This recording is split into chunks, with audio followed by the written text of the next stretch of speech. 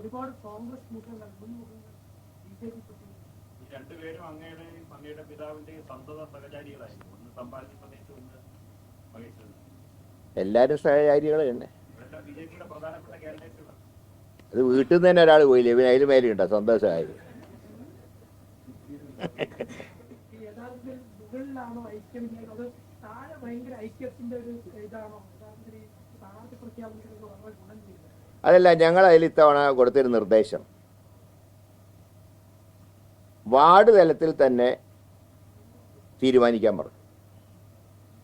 അങ്ങനെ വാർഡ് തലത്തിൽ ഐകകണ്ഠ്യേന തീരുമാനിച്ചവരെ ഞങ്ങൾ അപ്രൂവ് ചെയ്തു, മറ്റൊന്നും നോക്കിയില്ല. തർക്കം വന്നത് മാത്രം മേൽക്കമ്മിറ്റി, അത് ജില്ലാ കമ്മിറ്റിയിലേക്ക് വരുന്നതിന് മുമ്പ് നിയോജകമണ്ഡലം കമ്മിറ്റിയിൽ തർക്കം തീർക്കാൻ പറഞ്ഞു. അതുകൊണ്ട് അധികം തർക്കങ്ങൾ ജില്ലയിൽ ഞങ്ങൾക്ക് ഉണ്ടായിട്ടില്ല. അതാണ് സത്യത്തിൽ അങ്ങനൊരു നിർദ്ദേശം. ആ നിർദ്ദേശത്തിൻ്റെ ഫലമായിട്ടാണ് വലിയ കുഴപ്പം കൂടാതെ സ്ഥാനാർത്ഥി നിർണയം പൂർത്തിയാക്കാൻ കഴിയും.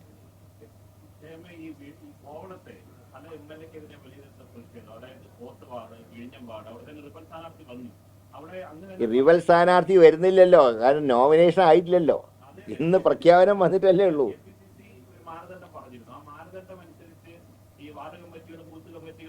മണ്ഡലം കമ്മിറ്റികൾ വയ്ക്കുന്ന നിർദ്ദേശങ്ങൾ തർക്കമുണ്ടായാൽ മാത്രം കോർ കമ്മിറ്റിയുടെ പരിഹരിക്കുമെന്നാണ് അങ്ങടക്കം പറഞ്ഞത്.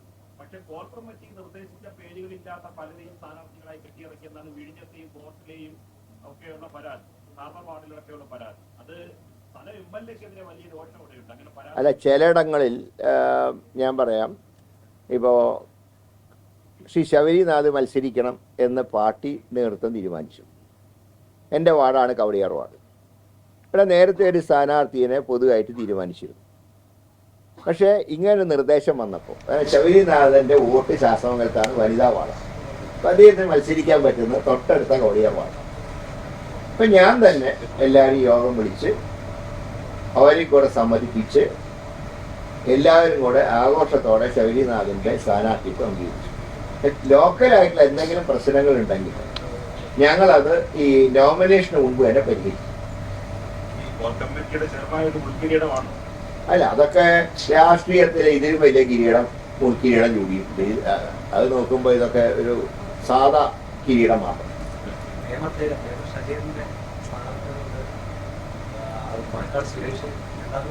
ഇല്ലല്ല, അദ്ദേഹം നന്നായിട്ട് ഇപ്പൊ കൂടെ ഉണ്ടല്ലോ, ഇന്നും ഉണ്ടായിരുന്നല്ല കമ്മിറ്റി.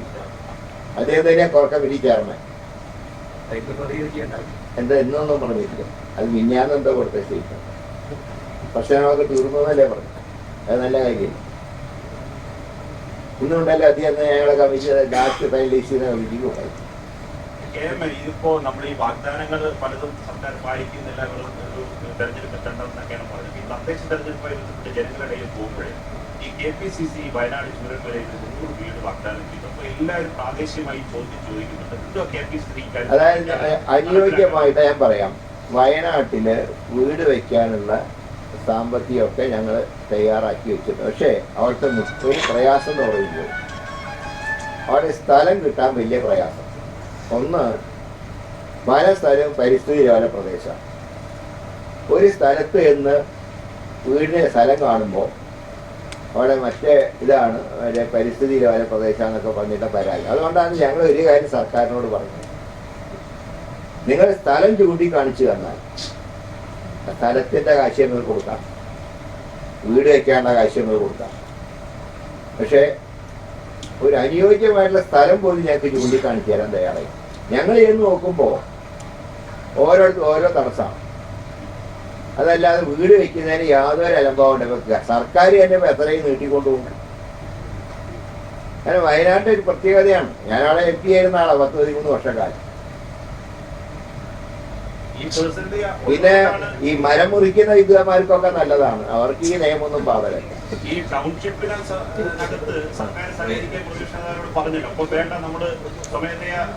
സർക്കാരുമായിട്ട് ജോയിന്റ് ആയിട്ടില്ല എന്ന് മാത്രമേ പറഞ്ഞുള്ളൂ. സർക്കാരിന്റെ ഭൂമിയാണെങ്കിൽ സർക്കാരിന്റെ വില അനുസരിച്ച് ഞങ്ങൾ കൊടുക്കാം.